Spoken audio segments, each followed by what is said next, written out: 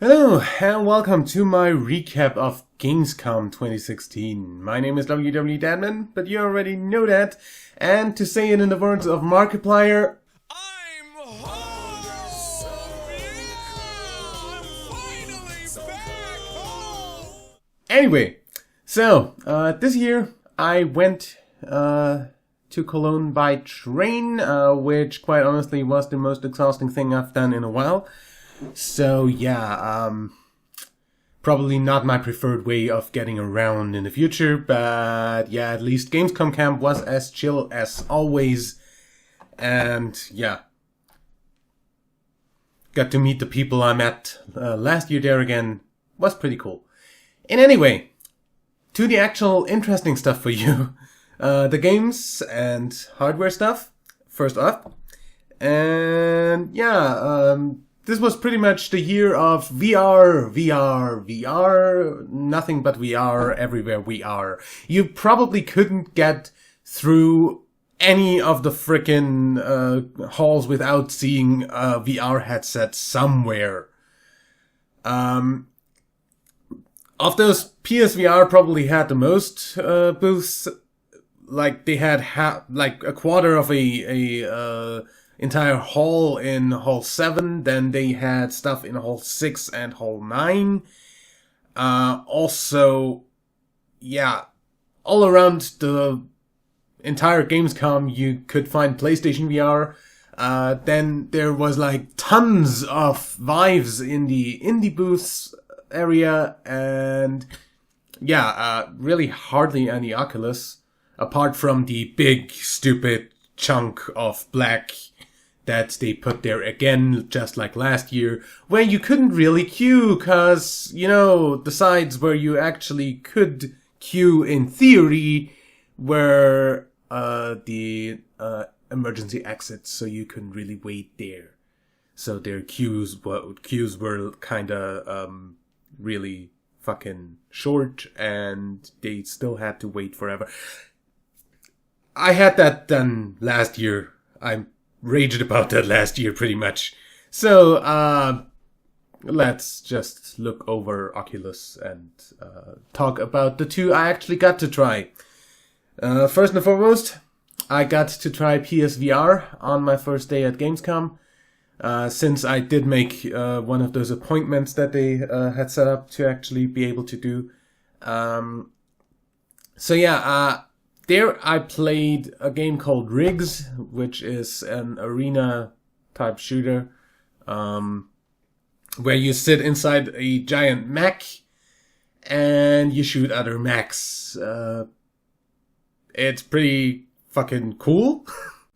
And I gotta say, I really can't wait to buy a PlayStation VR or even Rigs for that matter, since you know, if you sit down, get the normal DS4, the normal DS4 controller in your hands like this, and you see inside VR the hands of the pilot you're playing are at the joysticks of the mech, and you feel like those are your hands at the joysticks there. It's like you're inside the fucking game. You gotta experience it to really appreciate it, but I cannot wait to actually buy a PlayStation VR. Especially since that's the only reasonably priced headset out there. Also, I said the game was a shooter. You'd probably be confused that I want to play it again, if you know me, since I hate nothing more than first-person shooters, or really any aim-based things on a stick. Thing is, with this, you can actually use the head tracking of PSVR to aim. You just look at an enemy and you shoot at it. It's... You aim by looking. That's like revolutionary for pretty much consoles in general. I mean, usually you'd sit around and go like, that was too far. No, still correcting. You can't hit anything with this shit. Now you just look at an enemy and you shoot it. And that's it. That's just great. As for the headset itself, PlayStation VR, you hardly feel that there is something on your head. Like there's like this headband, these straps that hold it in place, like around your head here, and the actual VR headset part hangs in front of your face. Unlike at least older Oculus Rift stuff, the development kits mostly, it doesn't like pull your face forwards because there's something hanging there. It's perfectly balanced on your head, that it pushes on top of your head and not and doesn't like pull on the front of your head. It's like really, you get you put that thing on and you hardly even feel it's there. Also, you don't really have any gaps around your field of view that you could look out of. Like the Vive, for instance, has a little gaps here around the nose where you could look out of, which kind of breaks the virtual reality part a little bit. At least the Vive I tried at GamesCom had that. I don't know, you could probably mod that so it actually fits your face form, but PlayStation VR does a great job of actually completely putting you inside VR, not able to look out. From an FOV standpoint, though, it's more like you're looking through goggles like this.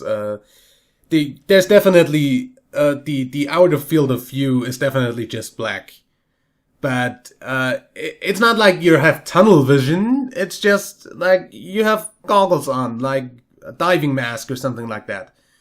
You still, I mean, it feels like you're wearing a diving mask for whatever you're playing right now, really, and not just sitting there with a VR headset on.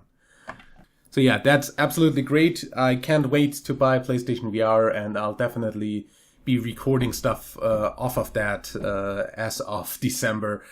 Because before that, I can't really get PlayStation VR, but yeah, by then we'll definitely have some fun with that.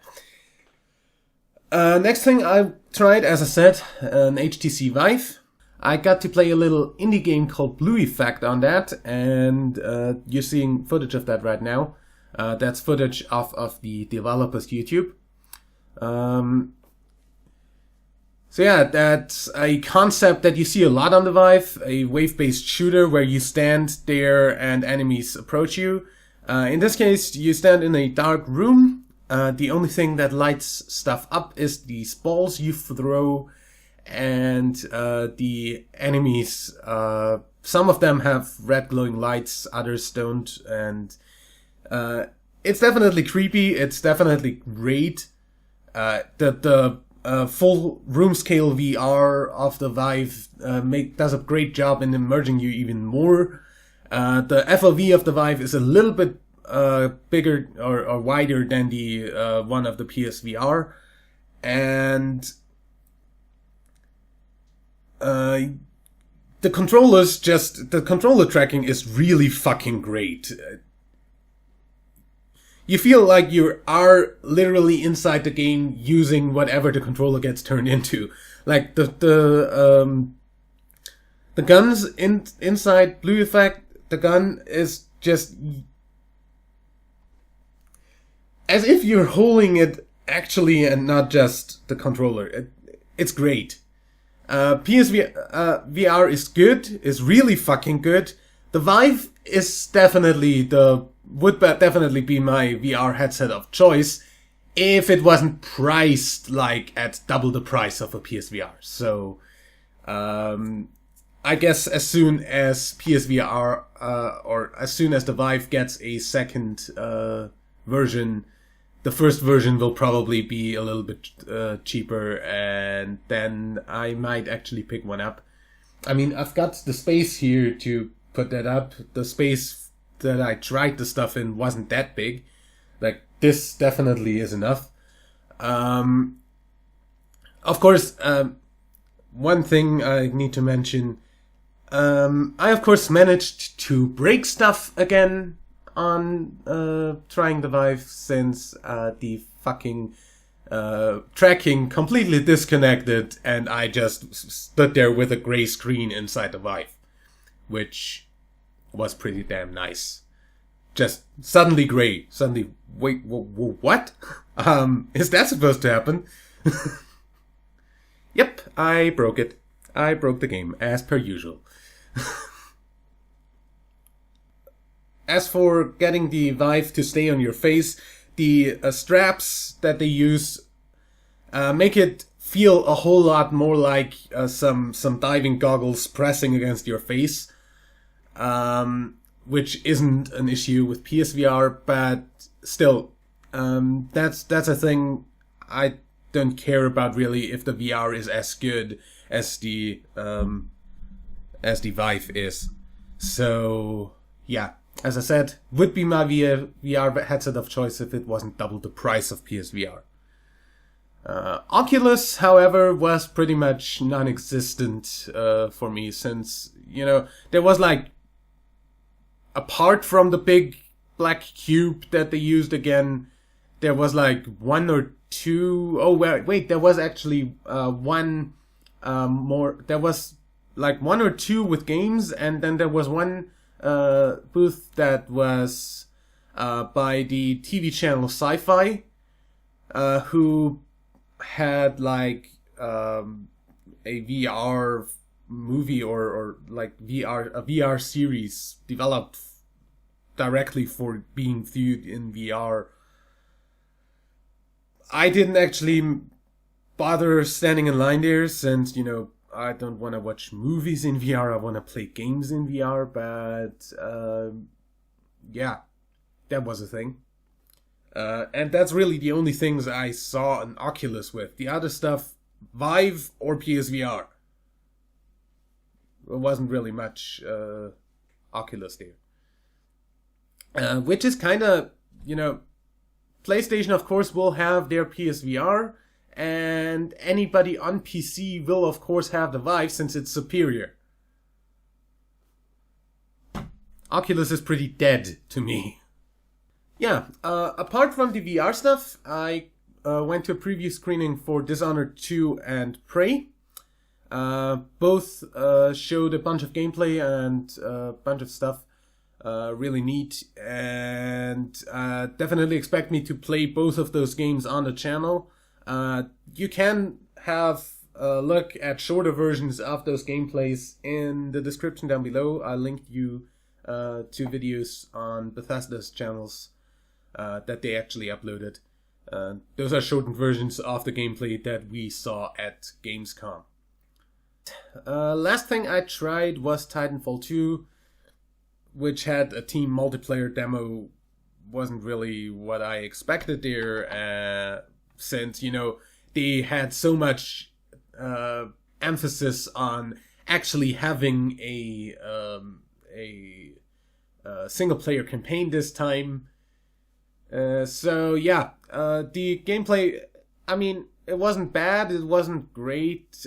Don't expect me to play it. It's an EA game. Not a reason not to play it, and yeah, generally meh. And there were, of course, a bunch more games there that I was either not interested in or just didn't get to play. Like Robinson the Journey had a PSVR thing that had a really fucking long line in front of it. On the other side, that was the other game that had an Oculus booth on the other side of that PSVR booth you just saw. And yeah, that had, of course, the same length of line, and I did not want to wait for multiple hours to actually try that. However, the game looks pretty damn nice, and you might have to expect me playing that on PSVR as soon as I have a PSVR. Yeah. So much for the game side of things. And of course, as per usual on Gamescom, there were a bunch of German Let's Players. So literally, first day I walked into Gamescom, first hall, there was a stage from Amazon, because they have an app shop and there are games in there as well, I guess. Anyway, there was Honeyball LPs on stage there. Some other people as well, who I didn't immediately recognize. But yeah, that was a thing. Then, of course, on the social media stage in the fan shop area, there were like literally hundreds of people there. And yeah, of course, then I met up with Holly LP as well. You know, the guy that I modded in Twitch chat for. And probably will again as soon as Afterbirth Plus is out. Yeah. So that's that. And lastly, loot. So, first of all, I got myself 3 new t-shirts at Gamescom. One Gamescom limited edition design that is pretty neat. Binding of Isaac shirt, and even if that is not really related to gaming and more to TV series, a Supernatural fan shirt, which is pretty fucking cool. Hunters don't die, they respawn. Yeah, and apart from that, that's the stuff I bought. Apart from that, the only company that really threw merch at me was PlayStation with the usual keyband, and then there was this PSVR sunglasses thing. Looks pretty okay, I guess. Yeah. Anyway, so that's that for that. My Gamescom camp band and the age verification band from Gamescom are going to go onto my wall of fame over there. And I'll see you in the next video. I'll go record some Let's Play episodes for the coming week. And I'll see you there. Till then, my name is WW Dadman, and I'm out of here. Bye.